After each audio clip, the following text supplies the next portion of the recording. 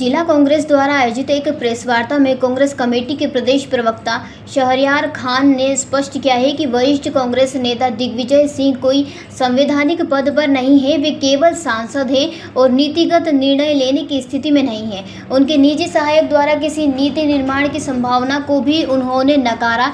यह बयान उनकी पीए की जातिगत पृष्ठभूमि को लेकर उठे सवाल पर दिया गया। साथ ही शहरयार खान ने केंद्र सरकार की 2026 की जनगणना के साथ जातिगत जनगणना कराने की घोषणा को कांग्रेस नेता राहुल गांधी की बड़ी जीत बताया। उन्होंने कहा कि राहुल गांधी ने 2023 से 2024 के बीच लगातार इस मुद्दे को संसद से लेकर सोशल मीडिया तक उठाया और इसे सामाजिक समानता का राष्ट्रीय मुद्दा बना दिया।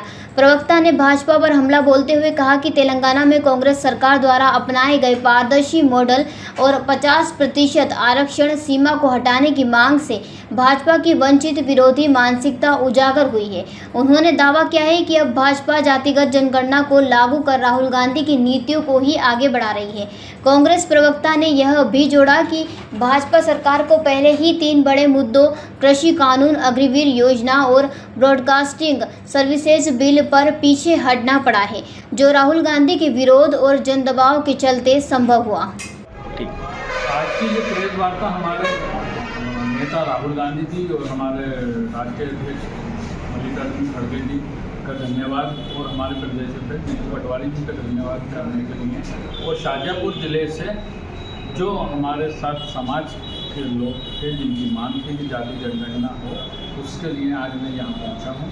और मैं मोदी सरकार को, राहुल गांधी ने भी उनका धन्यवाद किया और हम लोग भी शाजापुर ज़िले से धन्यवाद करते हैं कि देर आए सरकार दुरुस्त आए।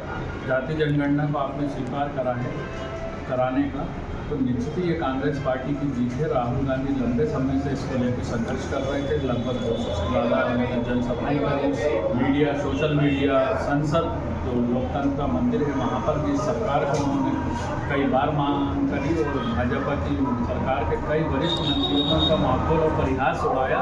लेकिन जब मुद्दा सच और जनता का हित का हो तो उसमें जीत होती है, और आज ये जीत के लिए राहुल जी को और मल्लिकार्जुन खड़गे को और जीतू पटवारी जी को धन्यवाद करते हैं कांग्रेस के कार्यकर्ताओं की तरफ से, शाजापुर और प्रदेश की तरफ से, कि सरकार को समृद्धि दी।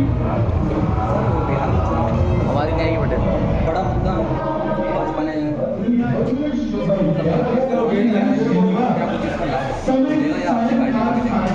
देखिए, भाजपा जो भी निर्णय होते हैं वो राजनीतिक और चुनावी फायदे के लिए करते हैं। 6 महीने पहले यही हमारे प्रधानमंत्री महाराष्ट्र के चुनाव में बोल रहे थे कि एक रहेंगे तो सेफ रहेंगे, और जाति जनगणना का उन्होंने माथा उड़ाने का काम करा। उनके मंत्रियों में वरिष्ठ मंत्री नितिन गडकरी जी ने तो यहाँ तक बोला कि जो जाति की जनगणना की बात करेगा मैं उसको लात मारूंगा।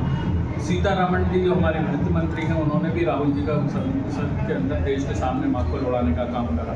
लेकिन जब ये देखा कि बिहार में जाति जनगणना का जो बाल है उसमें उनको दिख रही अपनी सुनिश्चित हार है, तो ये सरकार ने रातों रात, जैसे इसका चरित्र है, रात के अंधेरे में ये निर्णय कर दिया। तो निश्चित ही ये राहुल जी की वो जन विदेशी लड़ाई थी जो उन्होंने 2021 में किसान कानून की लड़ाई लड़ी, उसमें सरकार झुकी।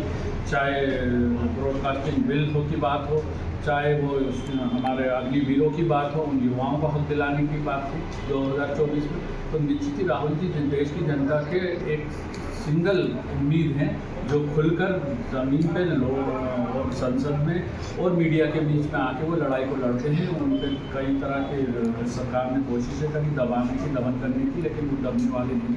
वो उस परिवार से आते हैं जिन्होंने शहादत देके इस देश का लोकतंत्र और इस देश के संविधान को निर्माण को इस देश में बनाने में अपना योगदान दिया। शाजापुर से दिलीप सौराष्ट्री की रिपोर्ट। जयराम जी, किशन काका, राम राम भाई, राम राम। क्या दोनों भाई बैठ के क्या हिसाब लगा रहे हो? ऊटी लहसुन के भाव आ गए क्या? अरे नहीं रे दादा, ये अपना रमेश नया मकान बनाने के लिए लोन ले रहा है। हिसाब किया तो पता चला कि लोन का पैसा तो ईंट और रेती में ही पूरा हो जाएगा।